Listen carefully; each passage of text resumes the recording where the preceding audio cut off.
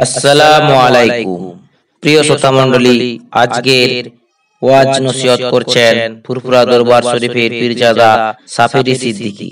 এই ওয়াজে আপনারা এক ভয়াবহ মৃত্যুদণ্ডের ঘটনা সম্পর্কে জানবেন, যে ঘটনা ইমাম হুসেনের সময়ে ঘটেছিল। ওয়াজটি ভালো লাগলে একটা লাইক ও চ্যানেলটিকে সাবস্ক্রাইব করে দিবেন। দয়া করে ভিডিওটি স্কিপ না করে শেষ পর্যন্ত শুনুন। ইব্রাহিমকে যে পাকড়াও করে নিয়ে আসবে, আমি তাকে 1000 দিরহাম ইনাম দেব। আজকে মুসলিম বিনা কিলে এই বেটাকে নিয়ে এসেছি, আপনি আমার পুরস্কার দেন। ওই সময় গভর্নর বলে, কোথায় গেল সেই বাচ্চা দুটো? তাড়াতাড়ি করে আমার সামনে নিয়ে এসো। ওই সময় দেখা যায় কিনা একের পর এক ব্যাগ থেকে দুই ভাইয়ের সেই মুবারকটাকে যখন বাহির করেছে, কুফার গভর্নর চমকে ওঠে, চিৎকার করে বলে, হায় হায় হায়, এই বেঈমান, এই মুনাফিক, তুই কি কাজ করলি? আমি আনতে বলেছিলাম তুই বাচ্চাকে পাকড়াও করে নিয়ে আসতে, তুই শহীদ করে এই বাচ্চাকে শহীদ করে দিয়ে সেই মুবারকটাকে নিয়ে আসলি।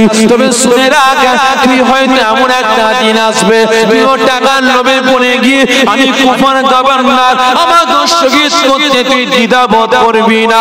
সঙ্গে সঙ্গে জাল্লাদকে ডাকে, গর্জন দিয়ে বলে, কুফার গভর্নর, এই জাল্লাদ, এই বেটাকে নিয়ে যাও, আমি আনতে বলেছিলাম ধরে, আজকে শহীদ করে সেই মুবারকটাকে নিয়ে এসেছে। আজকে কোনোদিন এই বেটা টাকার লোভে পড়ে গিয়ে, অর্থের লোভে পড়ে গিয়ে এই বেটাও কোনোদিন আমি কুফার গভর্নর আমাকে শহীদ করে দেবে, আমাকে পতন করে দেবে। যাও যাও যাও, এই বেঈমানটাকে এখনই কতল করে দিয়ে লাশটাকে দাফন দিয়ে দাও। ওই সময় জাল্লাদ থাকতে পারে না।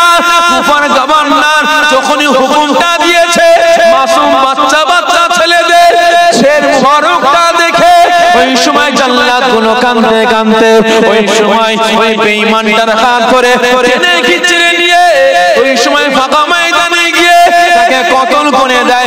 কতল করার পরে তার লাশটাকে নিয়ে যখন মাটি খুঁড়ে দাফন দেওয়া হয়, সঙ্গে সঙ্গে মাটি ওই বেঈমানের লাশটা খায় না, মাটির ভিতর থেকে লাশটাকে জমিনের বাইরে বাগিয়ে করে দেয়।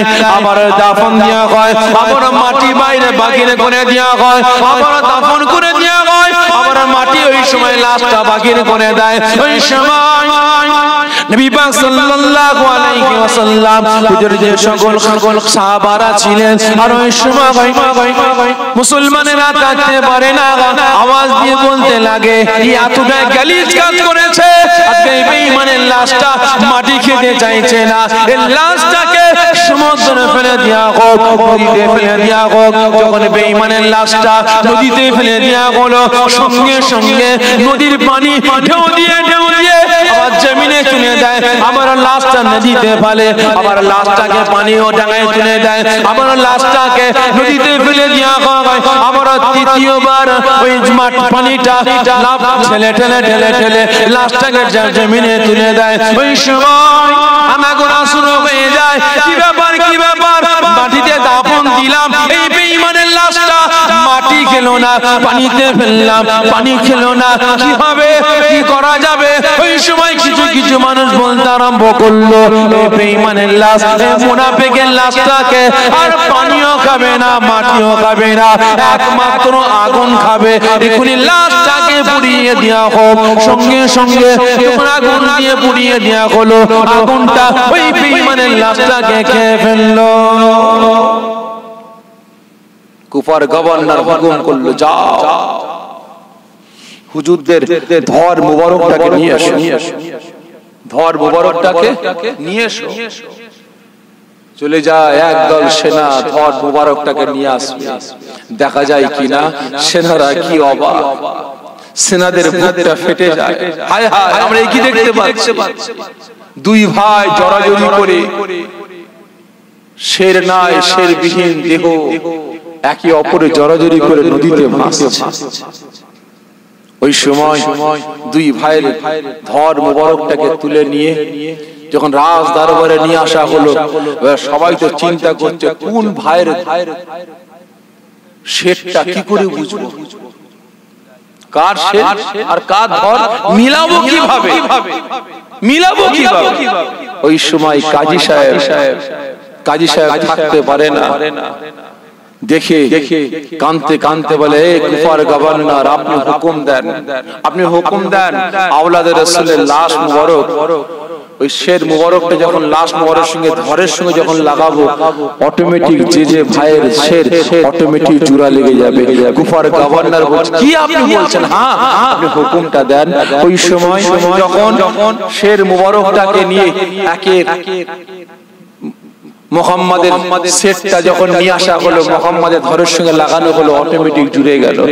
ইব্রাহিমের শের মুবারকটা যখন তার ধরের সঙ্গে লাগানো হলো, অটোমেটিক জুড়ে গেল। জোরে বলেন না সুবহানাল্লাহ।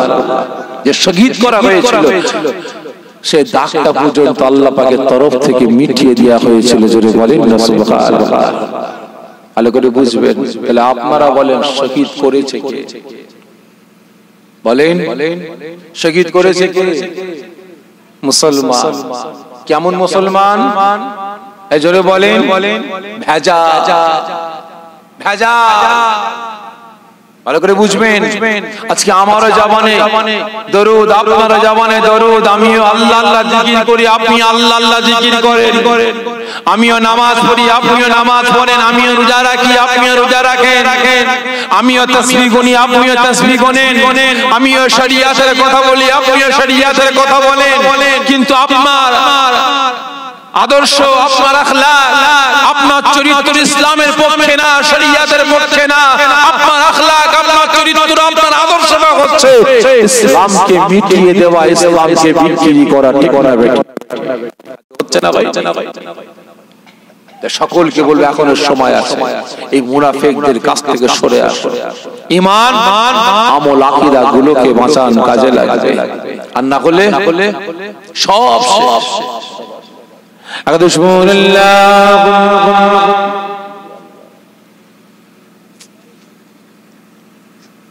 মাওলানা মুহাম্মদ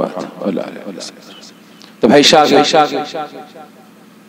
কারণ বাস্তব কথা বলছে, আমার বলার ছিল অনেক। কারণ এই কথাগুলো বলতে গেলে না ভাই রাত পার হয়ে যাবে, দিন পার হয়ে যাবে, বলে শেষ করা যাবে না। এখনো কারবালা পর্যন্ত গিয়ে পৌঁছাতে পারি, বুঝলেন? এখনো কারবালা পর্যন্ত গিয়ে পৌঁছাতে পারে। এনারা দুই ভাই শহীদ হয়েছেন। তারপরে 7ই মুহররম হযরত ইমাম হুসাইন হুজুর সাথীদেরকে নিয়ে হাজির হবেন কুফার মাটিতে। বুঝতে পেরেছেন? আর শহীদ হবেন কার হাতে? এই মুনাফিক মার্কা মুসলমানদের হাতে। আজকে ইমাম হুসাইন হুজুর শহীদ হয়েছেন কিসের জন্য?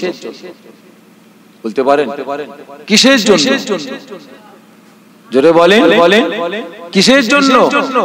তিনি একমাত্র শহীদ হয়েছেন ইসলামকে বাঁচাবার জন্য, শরিয়াতকে বাঁচাবার জন্য, অন্যায়কে ধ্বংস করে ন্যায়কে প্রতিষ্ঠিত করার জন্য।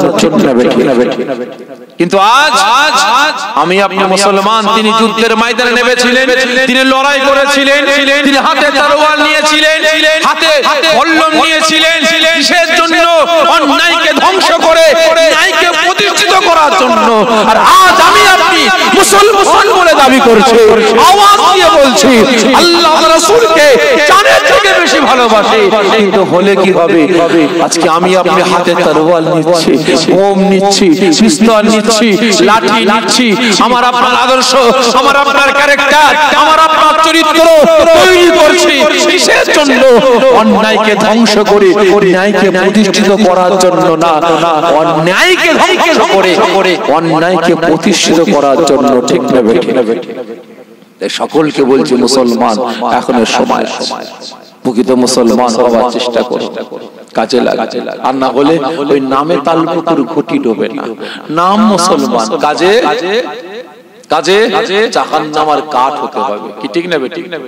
এদিকে তো সব অনেকে সব কাঠের ব্যবসা করেন। আপনারা কি করেন না করেন? কাঠের ব্যবসা করেন না করেন? অনেকে তো করেন। আচ্ছা, এইটুকু আম গাছের দাম আছে না? এইটুকু গুঁড়া, এরকম চওড়া গোল যে আম গাছের গুঁড়ি দাম আছে না? জোরে বলে আছে। আচ্ছা এইটুকু মোটা গুড়ি কাঁঠাল গাছের দাম আছে না? যে আছে। এইটুকু মোটা গুড়ি